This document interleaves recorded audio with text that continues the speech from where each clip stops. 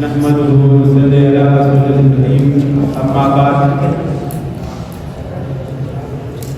جمعیت کا مقصد، جمعیت کا پیغام، خدا کی زمین پر خدا کا نظام۔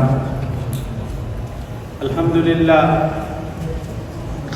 آپ سب حضرات ایک چھوٹے سے پیغام پر اور کم وقت میں رمضان کے مقدس مہینے میں تمام مصروفیات چھوڑ کر یہاں پر آئے، اس کے لیے ہم خانوادہ حقانیہ کی طرف سے آپ کا شکریہ ادا کرتے ہیں۔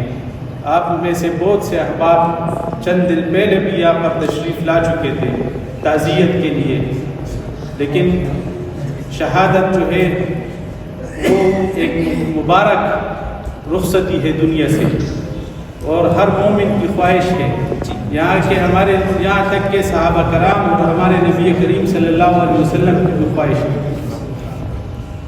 میرے بھائیوں، ہماری جمعیت علماء اسلام کی تاریخ تقریباً 100 سالہ ہے، اور 100 سال سے بھی پہلے کا وہ مقصد اور مشن وہ 1500 سال پرانا ہے۔ ہماری جمعیت کا مقصد اللہ کی حاکمیت کو زمین پر قائم کرنے کی جدوجہد کرنا ہے۔ میرے بھائیوں، آج سے تقریباً 50 سال پہلے ہمارے والد شہید مولانا سمیع الحق رحمہ اللہ کو مجبوراً سیاسی میدان میں اترنا پڑا اپنے والد کی خدمت کی وجہ سے۔ وہ قومی اسمبلی میں 3 دفعہ پارلیمانی لیڈر منتخب ہوئے، مولانا عبدالحق صاحب۔ انہوں نے پاکستان میں سب سے پہلے قادیانیت کے خلاف قرارداد پیش کی جو مسترد ہو گئی تھی، لیکن اس کے بعد دوبارہ 1973 میں قادیانیت کے خلاف ایک طویل جدوجہد کے نتیجے میں وہ کامیاب ہوئے، لیکن ہمارا خواب ابھی پورا نہیں ہوا تھا، جدوجہد باقی تھی، یہ ایک جز تھا، کاروان چل رہا۔ میرے والد مولانا سمیع الحق شہید رحمہ اللہ نے 1984 میں جب مجلس شورا پاکستان کے منتخب ہوئے تو انہوں نے شریعت بل پیش کی جو جمعیت کا اصل مقصد تھا، اور جو سید احمد شہید شاہ اسماعیل شہید رحمہ اللہ کی خواہش تھی۔ وہ تسلسل جو جنگ اکوڑا سے شروع ہوئی، جنگ اکوڑا سے چلتے ہوئے ہمارے اکابرین کو ملی، جس کی جدوجہد علماء ہند نے کی، اس کے نتیجے میں آج یہ کارواں پل پھول رہا ہے۔ ہمارے والد صاحب کو اسی وجہ سے شہید کیا گیا۔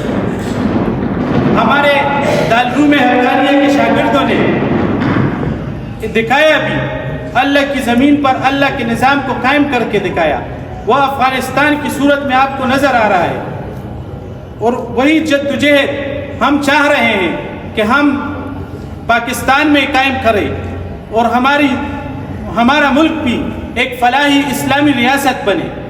ہمارے اکابرین مولانا عبدالواحد صاحب جو مفتی محمود صاحب کے زمانے سے جمعیت کا حصہ ہے، ولی ہزاروی صاحب 1970 سے جمعیت کا حصہ ہے، ہمارے بلوچستان کے مشائخ یہاں پر حاضر ہیں۔ میرے بھائیوں، ہم اپنے والد شہید اور اپنے بھائی قائد جمعیت مولانا حامد الحق کی وہ جدوجہد، ان کی قربانی کو ضائع کرنے ہونے نہیں دیں گے۔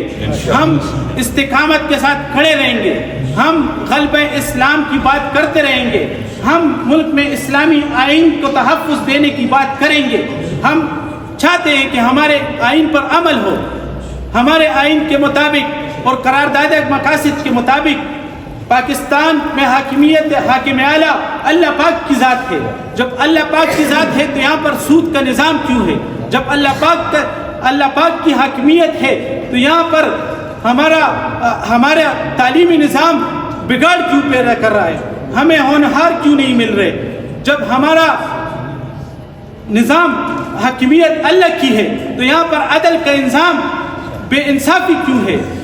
میرے بھائیوں، پورے ملک میں آگ لگی ہوئی ہے، عالم اسلام میں آگ لگی ہوئی ہے، لیکن ہمارے ملک میں جو جتنے عذابوں میں مبتلا ہے اس طرح کا کوئی دوسرا ملک اتنے عذابوں میں مبتلا نہیں ہے۔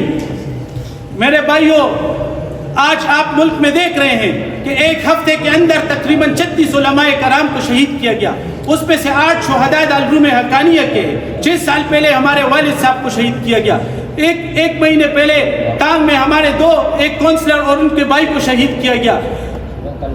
2014 میں مفتی عثمان یار خان کو شہید کیا گیا۔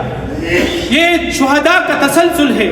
اسی طرح افغانستان میں کئی شہداء آپ کو نظر آتے ہیں۔ ملک میں امن کب قائم ہوگا؟ ملک میں امن تب قائم ہوگا جب عدل کا نظام قائم ہو جائے۔ عدل کا نظام کمیونزم اور کیپٹلزم نہیں ہے، وہ اسلام ہے، وہ اسلام ہے، وہ اسلام ہے۔ وَمَا عَلَيْنَا إِلَّا الْبَلَاغُ۔